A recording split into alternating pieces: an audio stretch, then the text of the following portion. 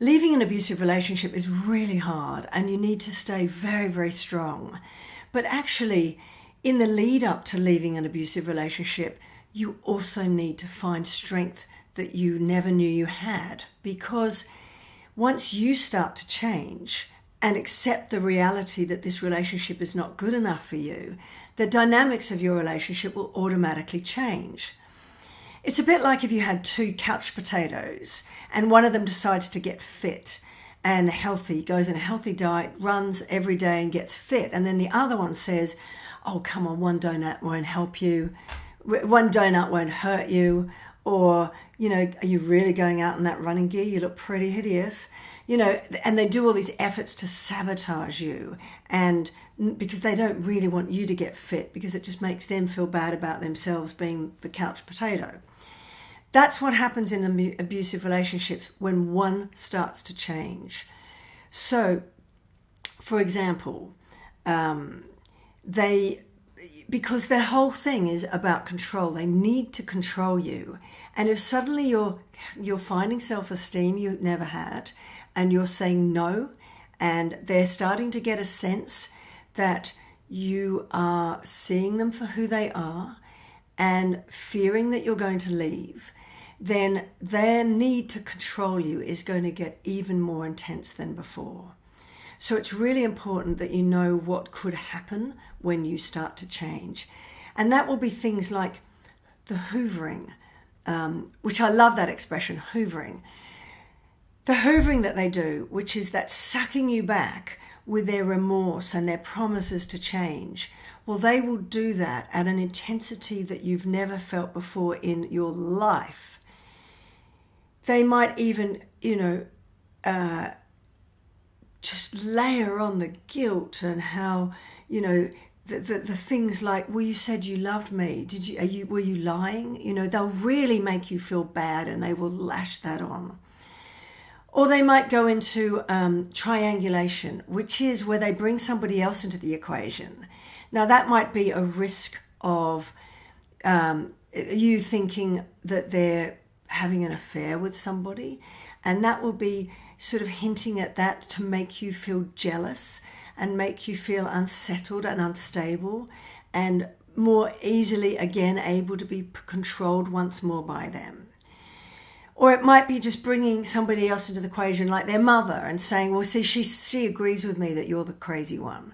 And that level of triangulation and hoovering will just be ratcheted up a whole nother level. They might start a smear campaign, which is where they make out to everybody else around you that they're the victim and you're the crazy one.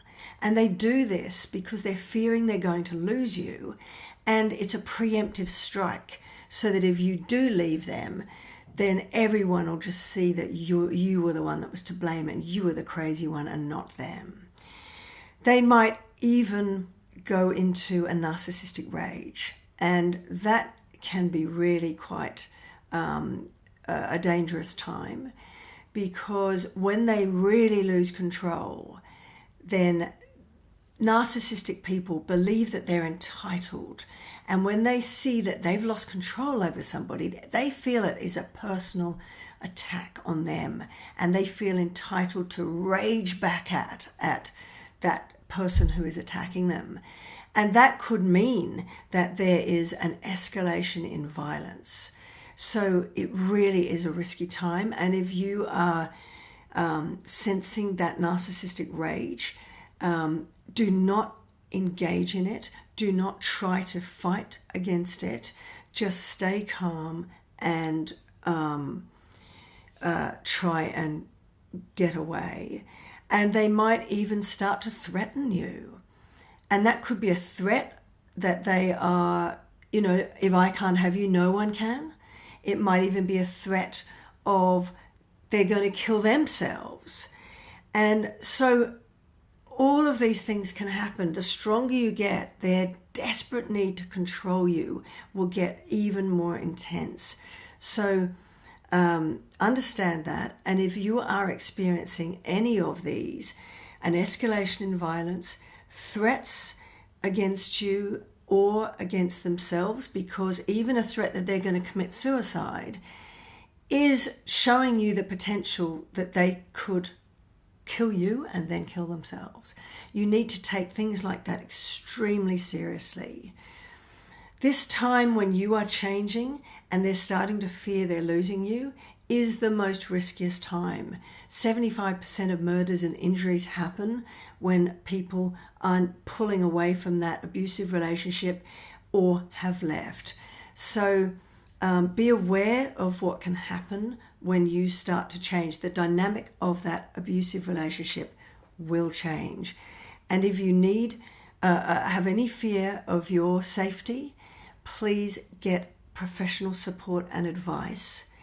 And if you are in the process of leaving, please understand how to do so safely.